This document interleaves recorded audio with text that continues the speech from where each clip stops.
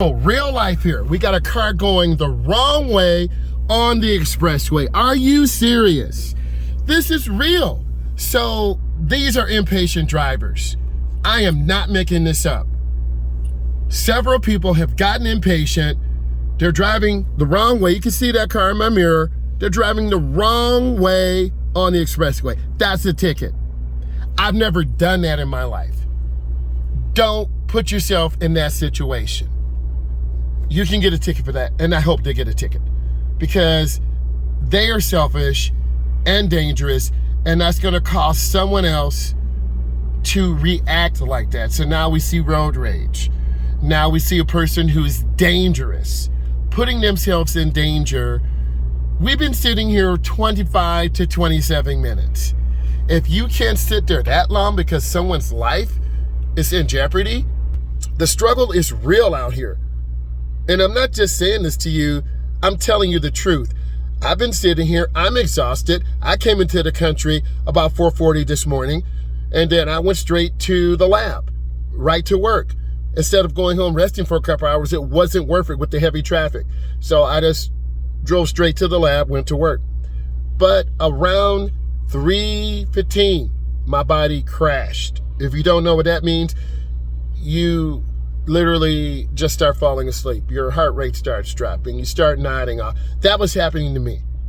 So I knew I was in danger. So I went and got a milkshake. I got something to eat, and I rested 3 to 5 minutes, right? Then from there, I said, man, I got to get on this road, get in this heavy traffic. And I took my time. I was driving 55, driving 60, even though the speed limit was 70. I saw multiple state police, right? Pulling over cars. I saw rear end collisions. I said to myself, man, this is going to be a long way. And I almost took a different route home. You need to learn more than one route. Okay, are you guys listening to me? I strongly suggest you listen. You need to learn more than one route home. Okay? If you don't know me, I'm a state certified instructor. I teach teens and adults. I'm telling you best practice. We're sitting here. I decided to share this with you and educate you, and hopefully you learn that you can't just make random decisions like this, like that car we just saw, who decided to turn around and go the wrong way on the expressway. Who does that? That is so dangerous and selfish. Okay? Probably about a half an hour now. And I'm going to show you something. I'm going to flip this. I am concerned about my oil temperature. It's 210. My oil pressure, okay, and see, my gauges have changed. My trans temp is 201. That's a little serious. We've been sitting here. Air intake is 145. We're not really moving. It's hot air out here, so the motor's running hot. The cooler temperature is 210. I'm okay with that. So obviously, I see people getting out of the vehicle now. We don't know what's going on, so people are going to start like tweaking out. Trying to do a U-turn on the expressway to take the nearest exit. People, I want to share. Don't do that unless the state police have told you to turn around. Don't put yourself in that danger.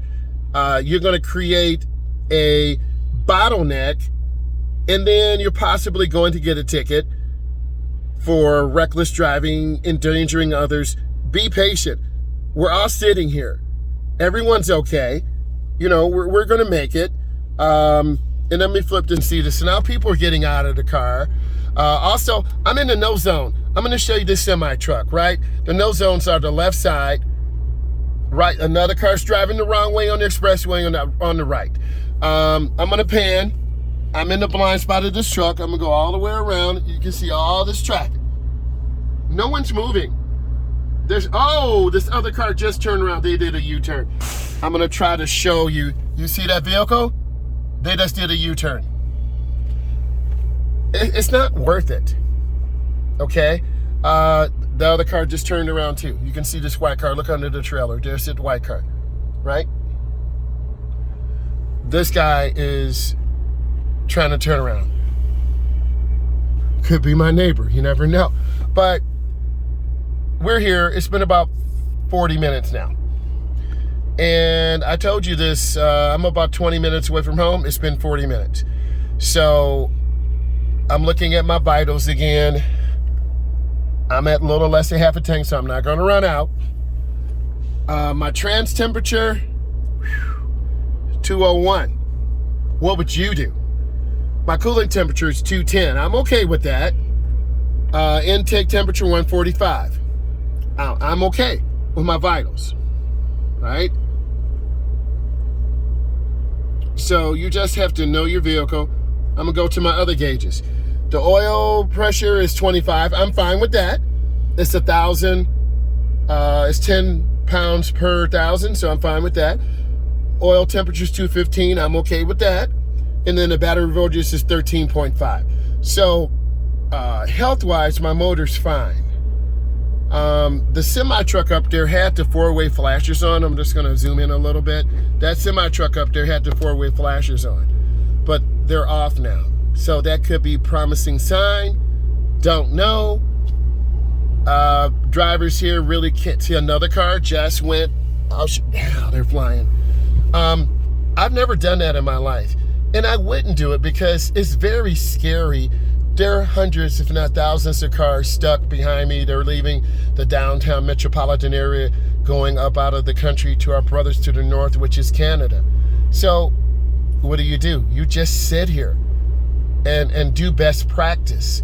You become safe. The only way we would do a turnaround if the state police started telling people to turn around. And even then, it's no guarantee, right? Oh, traffic is starting to move a little bit. This is promising. And I just wanted to share this with you. And I'm gonna keep moving some. And you'll be able to see the oil pressure, right? So we're starting to move. This is, there's a beautiful Grand National over there. I don't know if you know what that is. If you do, shout it out, right? So we're starting to move. Thank God. And we don't know what happened. It could be to see cars cutting off. So we had to sit here about 45 minutes. You just have to be patient. And you gotta look. I want to get out of the blind spots of this truck. Thank God we're moving again. But also people start going 80, 90, 100 because they gotta fly and get home, fly and use the bathroom, pick up dinner. It's not worth it, okay? We're just cruising about 68, 69 miles an hour, taking our time. You saw a lot of people who were not patient. And I hope you learn from this. Be patient. Don't let people change your driving DNA. And I'm looking around the curve and it looks pretty safe. And I'm just taking my time. So you learn a real life situation. Be patient. Don't drive the wrong way on the expressway. You're creating a hazard that is greater than the accident or the fatality on the road, because we don't know what happened, because there were 3 police cars, 2 ambulances, and 2 tow trucks. That could have been a road over fatality. Those are really dangerous. Right, I got a GoPro right now, so I'm safe. I'm looking ahead, and I'm just easing up around the curve, looking up where the semi-truck is, and being nice and smooth, and trying to be safe, and not turning the wheel so much. You want to find a speed that is smooth and constant. You cannot go over the speed limit on your DMV test or road test. So I'm just trying to give you best practice. The roads here are very bumpy. In California, they were very smooth, very beautiful. So in the northern states, we had used salt. California does not have that. It never rains in Southern California. So we got our edge line to the right. That's that white line. See, now I see the backup coming. I'm looking around a curve. I'm teaching you and showing you how to drive in this. And I'm just squeezing my brake real easy